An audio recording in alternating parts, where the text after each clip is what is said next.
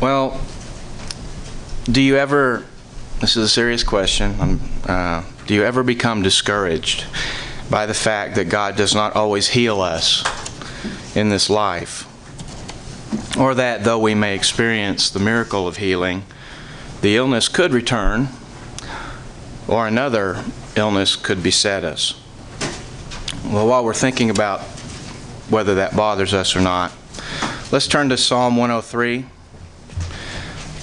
Please turn to Psalm 103. I'm going to be reading from the English Standard Version today. And I'm going to start in verse 2, which reads, "Bless the Lord, O my soul, and forget not all His benefits." In verse 3, "Who forgives all your iniquity, who heals all your diseases."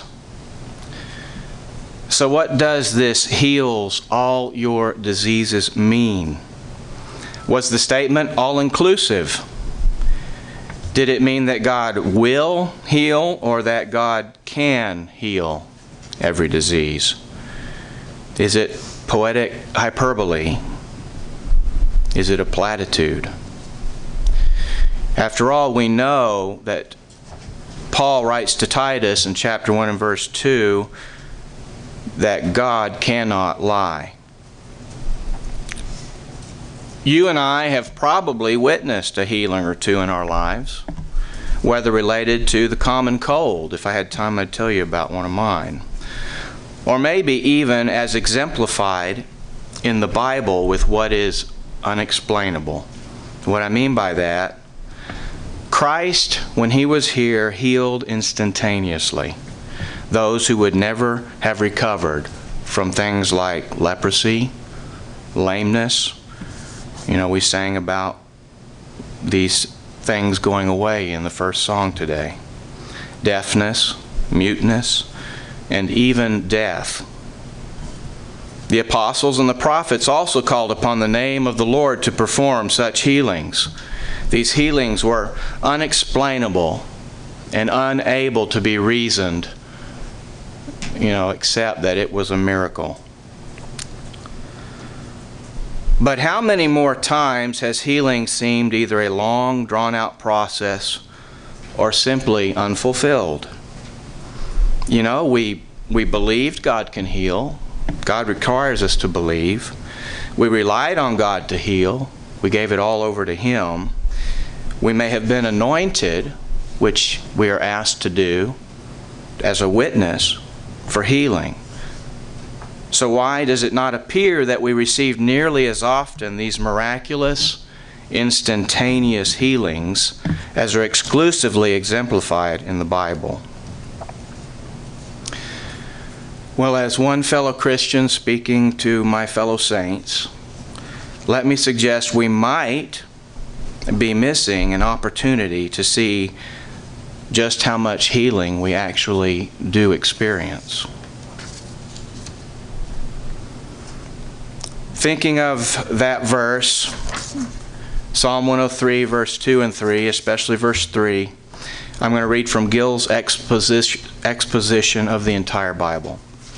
Concerning the phrase he was reading from the King James, "Who healeth all thy diseases," not bodily ones, though the Lord is the physician of the bodies as well as of the souls of men, and sometimes heals the disease of soul and body at once, as in the case of the paralytic man in the gospel.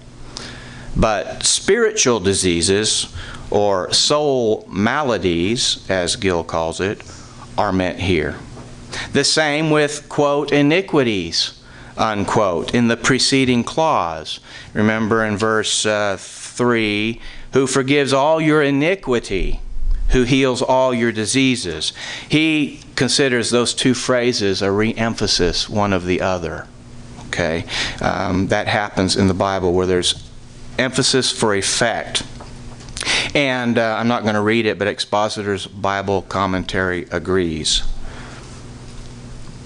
Sin is a natural, this is still reading from Gill's, is a natural, hereditary, epidemical, nauseous, and mortal disease.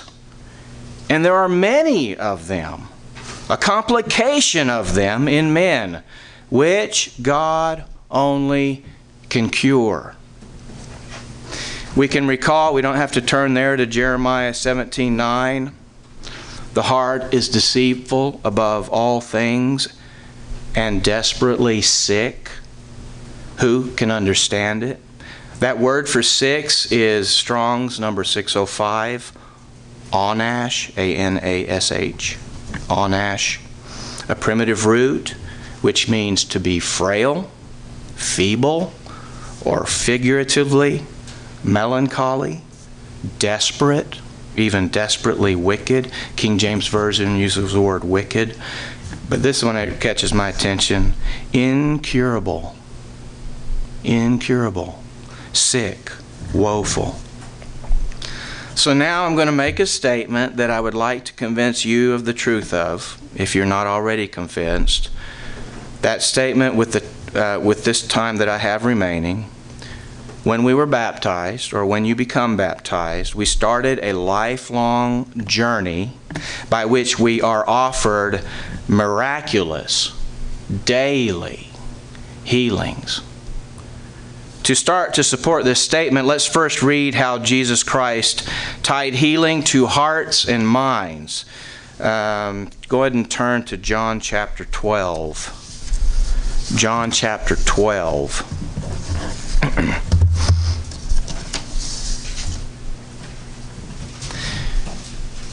I'm going to read from verse 39.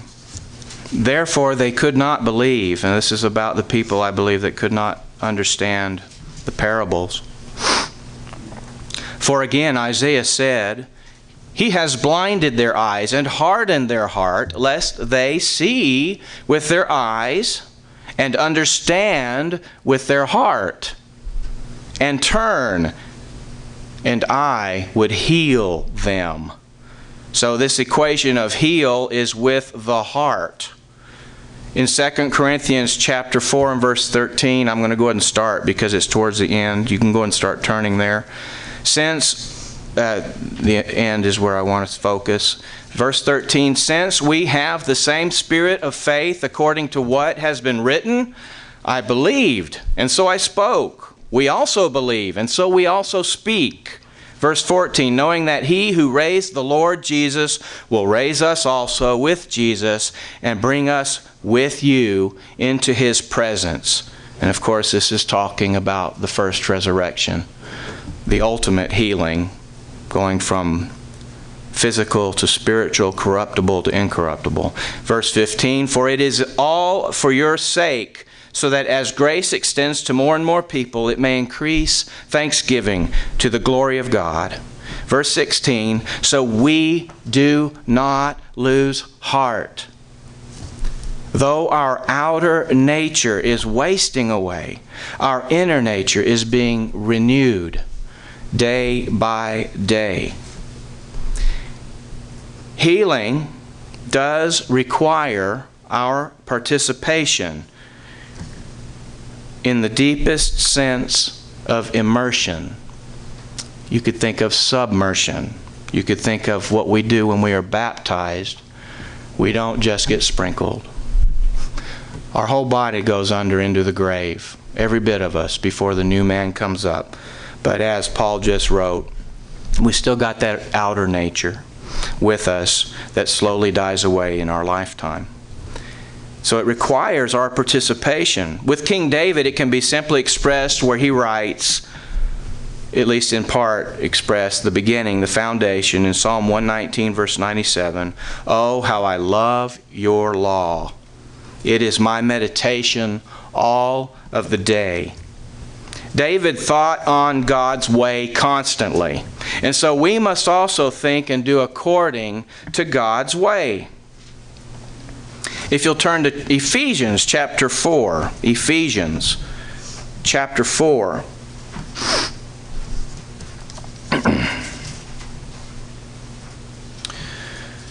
Verse 17, now this I say and testify in the Lord, that you must no longer walk as the Gentiles do, in the futility of their minds. He then goes on to express what that futility is. We skip down to verse 20. But that is not the way you learned Christ. Assuming that you have heard about Him and were taught in Him, as the truth is in Jesus, to put off your old self, which belongs to your former manner of life and is corrupt through deceitful desires. See, there's something that we have that is always in need of healing. Our heart is desperately incurable by itself, by us, by mankind. And to be renewed in the spirit of your minds, and to put on the new self, created after the likeness of God, in true righteousness and holiness. Now you see the Spirit of God involved there, and there is where you can see the daily renewal and the daily healing. When it comes to physical healing, the converted must realize that it is not always God's will to provide physical healing. But it is always, always God's will to provide spiritual healing. And we can be certain that what happens to our health physically is always going to be related to that. So our lives, whatever happens in them, God's really dealing with us from that spiritual perspective of changing us into the vessel He has designed us to be. So our sick hearts, they are the singular issue of God's love and concern for us. Our sick bodies are healed according to a combination of our faith and God's will as He focuses on our spiritual healing. This is why Jesus said in Matthew 19, with man, and this is to enter the kingdom, with man this is impossible. We do not know how to get into God's kingdom. We can't do anything to get ourselves into God's kingdom. We can try and try and try, and it's not going to happen. It is impossible. But with God, all things are possible. God offers us healing power every day of our lives as we call upon that power in faith to heal our hearts so that we can run our race to its fulfillment, so that our sick hearts can be made whole. And as we look forward to the ultimate and otherwise impossible for us to do healing, the fulfillment of being changed from flesh to spirit at the first resurrection, if we can believe on that and hope in that, then let us look for the spiritual healing God offers us every day and know He will heal concerning any thought, any action, or any habit. Why? Because God is always at the ready to forgive all of our iniquities and heal all of our diseases.